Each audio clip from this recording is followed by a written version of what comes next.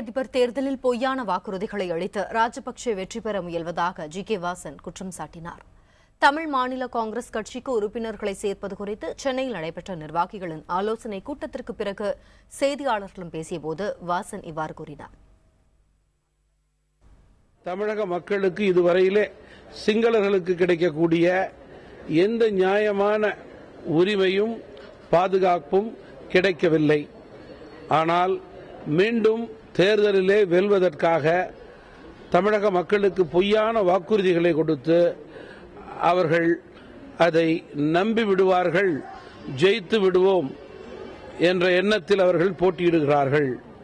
ஆனால் தமிழ் மக்கள் ராஜபக்சேவை இலங்கையிலே ஒட்டுமொத்தமாக புறக்கணிப்பார்கள் என்று நான் முழுமையாக நம்புகிறேன்.